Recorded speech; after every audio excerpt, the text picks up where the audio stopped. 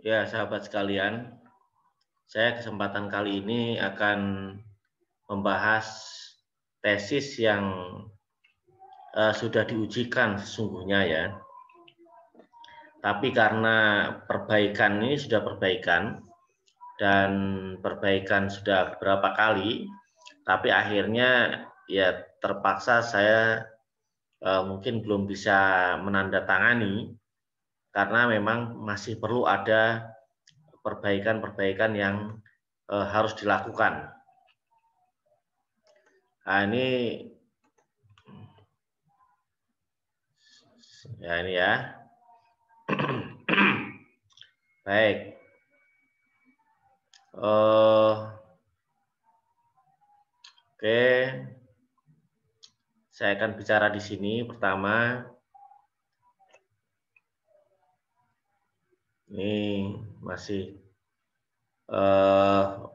latar belakang masalah ya. Ini kenapa selalu latar belakang masalah atau pembahasan yang lain kok agak ke tengah ya. Jadi ini makin sempit nih kalau begini nih. Ya, masih ada 2 senti yang tidak ditulis. Baik, saya tidak bahas itu, tapi ini penting ya. Nanti teman-teman yang lain jangan beginilah. Ya. Nah, yang ingin saya sampaikan pada kesempatan kali ini, nah terutama di sini, saya cek dulu ya. Oke. Ini beberapa identifikasi masalah.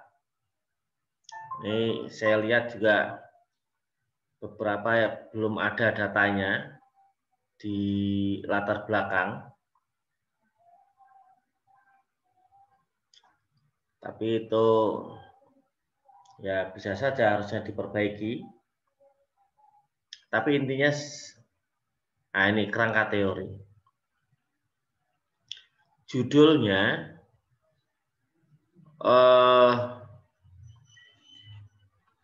judulnya itu peran pola asuh orang tua dalam pembentukan akhlak anak, perspektif Al-Qur'an. Nah, cuman ada tempatnya, lokasinya di SD Al-Azhar Syifa Budi Cibinong. Jadi pola asuh orang tua dalam perspektif dalam pembentukan akhlak anak, perspektif Al-Qur'an di SD Al-Azhar Syifa Budi Cibinong. Begini. Sengaja saya tidak perlihatkan covernya ya, karena kalau covernya ada namanya, ini namanya tidak saya sampaikan di sini. Oke, tadi pembentukan pola asuh ya, peran pola asuh orang tua dalam pembentukan akhlak anak perspektif Al-Quran di SD Al-Azhar Syifa Budi Cibinong. Peran pola asuh orang tua.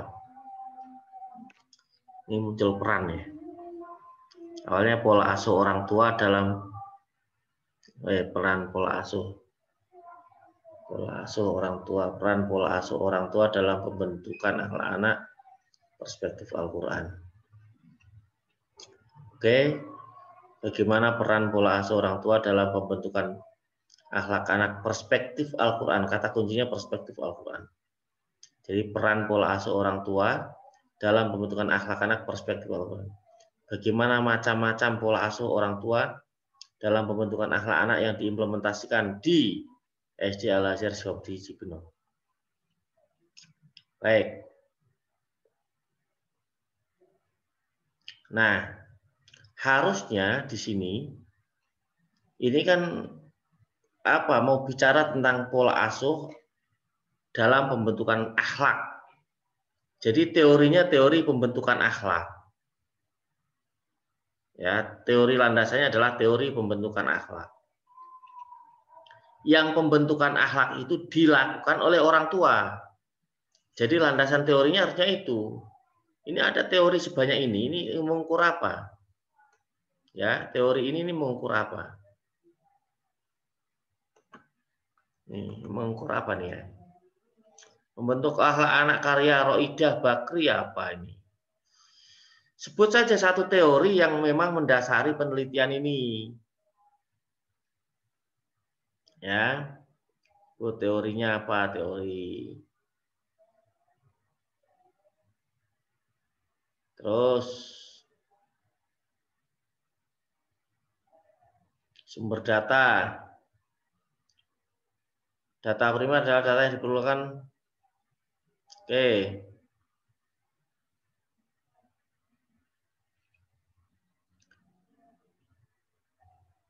Dalam analisis itu, nah ini datanya data apa? Ini hanya menyebutkan data primer itu apa. Ini kan hanya mendeskripsikan data primer itu apa.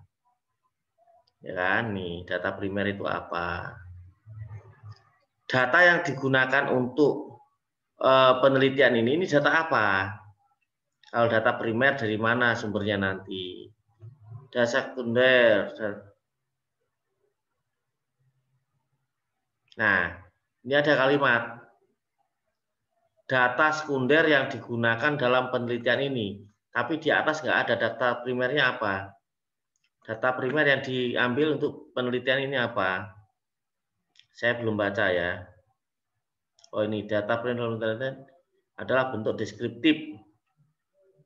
Data primer dalam penelitian ini adalah bentuk deskriptif. Penelitian deskriptif bukan loh. Ya, deskriptifnya ini data primernya dari mana? Berbentuk deskriptif, ya oke. Dari mana data primernya? Oke. Tapi dari mananya belum disebut. Ini disebut dasar sekunder, rapot, laporan pertanggungjawaban PKS, dokumen SD, papan struktur.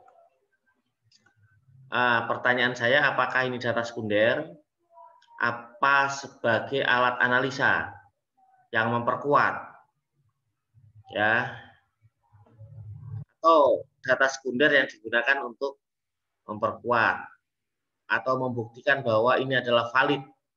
Nah, saya lihat dulu teknik validitasnya, gimana teknik validitasnya? Teknik analisis data, pengecekan. Ya, oke. Artinya peneliti berperan sebagai instrumen yang dapat mengumpulkan data seobjektif mungkin. Dengan cara ini memungkinkan meningkatkan derajat kepercayaan, triangulasi. Ya, ini menggunakan triangulasi. Ya, mungkin data sekunder tadi digunakan untuk recheck ya. Ini prasangka baik saya. Nah, tapi data primernya saya belum tahu. Data primernya belum ada. Terus yang perlu dirubah lagi bab 2 nih, bab 2. Nah, ini kan awal bab ya, awal bab. Awal bab itu nih konsep dasar akhlakul karimah dalam Al-Qur'an. Nah, ini di sini footnote-nya mulai angka 35. Padahal setiap awal bab harus dimulai dari angka 1. Terus ini hadis riwayat Al-Baihaqi dalam As-Sunan Al-Kubro. Nah, As-Sunan Al-Kubro itu siapa yang menulis? Ya. Jadi bukan begini cara membuat footnote. Nanti dilihat cara buat footnote itu penulisnya siapa, bukunya apa. Ya. Penulisnya siapa, bukunya apa. Oke. Oke. Akhlak adalah ini masih bicara akhlak ya. Di sini konsep dasar akhlakul karimah. Hakikat akhlak. Hakikat akhlak. Terus karakteristik akhlak.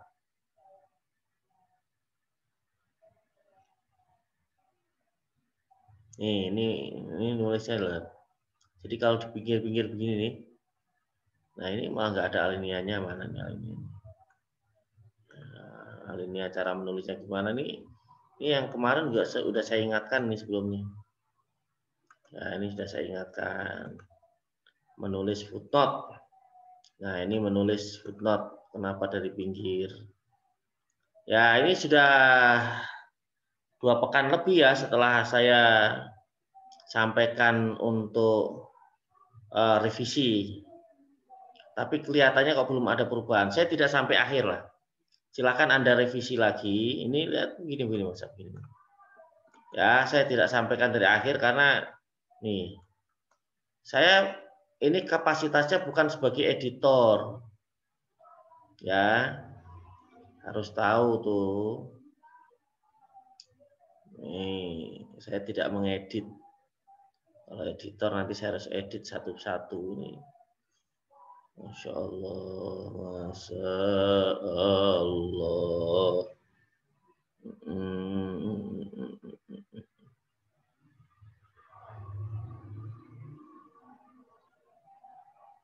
Macam-macam akhlak mahmudah mazmumah, pembentukan akhlak karimah, faktor eksternal, internal, faktor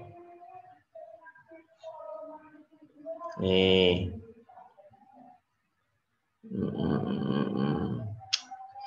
Oke lah, saya tidak sampai belakang ya, sampai sini sajalah. Silakan untuk yang menulis ini diperbaiki lagi. Akhlak punya kedudukan yang paling penting dalam agama Islam ini terbukti dari penjelasan berikut ini, yaitu 1.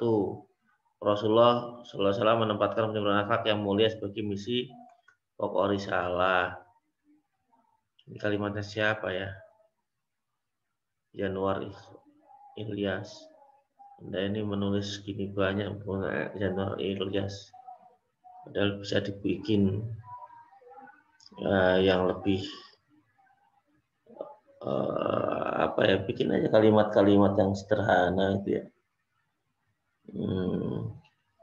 Ya tapi tetap tersenyum nggak jangan. Kenapa ini kok setiap yang awal kok selalu di pinggir ya? Nih lihat tadi yang awal. Ini enggak.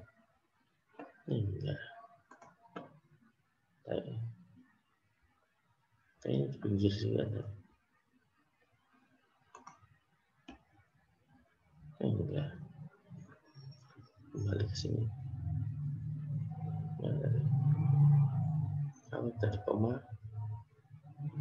Tadi koma. Ya Rabbi sholli ala Muhammad. Sudarsono persis. Darsono etika Islam tentang kenakalan remaja halaman 15. Ini sudah 2 kali ya.